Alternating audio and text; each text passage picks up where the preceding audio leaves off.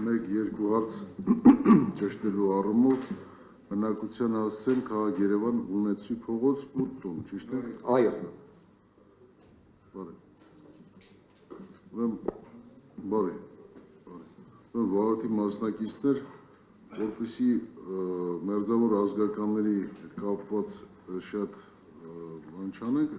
չմանրացնենք ավելի մանրակարգիտ։ Պետական դատավարության օրենսգրքի 6-րդ հոդվածի առաջին մասի 55-րդ կետում մերձավոր ազգական, եթե ուշադիր նայեք պարզ, նշված է ովքեր են համարում մերձավոր ազգականները ծնող, զավակ, որդեգրող, որդեգրված, հարազատ կամ ոչ հարազատ, համահայր, համամայր, եղբայր, քույր, պապ, տատ, թոռ, ամուսին, ամուսնու ծնող, զավակի մանրամասն նշված է։ Պատվարժան դատարան, իմ ամբողջ խնդիրը ինչումն էր, միջնորդությամբ մենք եւ մերձավոր ազգականներին ենք հիշատակում եւ իրենց զավակներին։ Զավակներին, հասկանալի։ Սա է։ Դրա համար ցանկով են տվել են կանոն ազգանուն։ Այս ցանկով, որ նշել եք, Հասմիկ Լավրենտի Սարգսյան քույրն է Մեղադրյալի, Արմինե Սարգսյան Լավրենտի քույրը, Ավետ Սարգսյան եղբայրը, ճիշտ ենք հասկանում։ Պատվարժան դատարան, քանի որ դատարանը վերաքննիչ քրեական նշել էր, որ համատեղ բնակվող անձանց համար թույլատրելի է, ելնելով այն հանգամանքից, որ Արթուր Սարգսյանի հայրը եւ մայրը բնակվում են այդ հասցեում, երբ Երևանում են գտնվում, առանձին չենք նշել։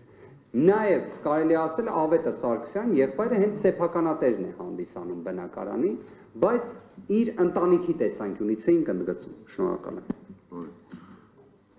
Չկան էլ արտահայտողներ։ Վարորդի մասնակիցներ դատարան լսելով կողմերի կարծիքը որոշեց հետևելը։ Արթուր Լավրենտի Սարգսյանի նկատմամբ կիրառված այսօրվա դրությամբ արդեն խափան միջոցտնային կալանքի ժամկետը երկարաձգել եւս 3 ամիս ժամկետով մինչև 2026 թվականի մարտի 8-ը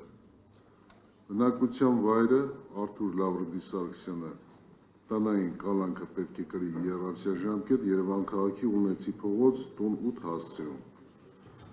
20 միլիոն դրամը բնականաբար մնում է անփոփոխ վերաքննիչ քրեական դատարանի կողմից կիրառված այն մնում է անփոփոխ տնային կալանքի ընթացքում Արթուր Լավրենտի Սարգսյանին պետք է արգելել ունենալ նամակագրության հեռախոսային խոսակցություններ, օգտվել հարթակցության այլ ծառայություններից, այդ թվում փոստային առաքանուց,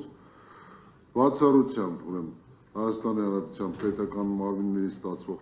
փոստային առաքանություններին շփում ունենալ այլ անձանց հետ, բացառությամբ ընտանիքի անդամների, մերձավոր ազգականների, քրոջ հոր, մոր, քրոջ, քույրերի, եղբոր ընտանիքի անդամների, բացառությամբ այդ անձանց, բնականաբար, ինչպես նաև պաշտպանների,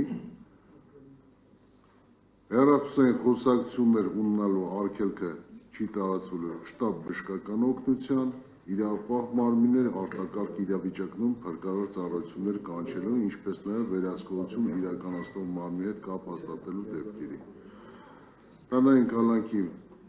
մասով բնականաբար հսկողությունը պետք է շարունակվի պրոբացիայի ծառայության կողմից գրավի գումարի հետ կապված արդեն իսկ դատարանը նշել էր, որ մնում է անփոփոխ։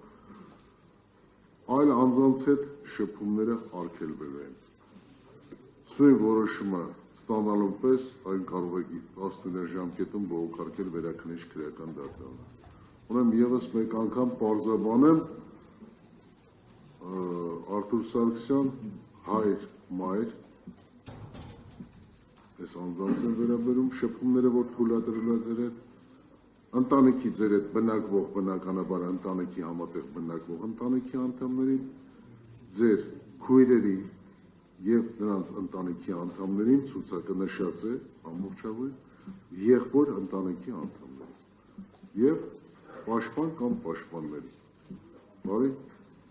սա որոշումն է սույն քրեական գործով մեղադրյալ Արթուր Լավրենտի Սարգսյանի վերաբերյալ։ Համաձայն չեղնի կբողոքարկեք վերաքննիչ քրեական դատարան։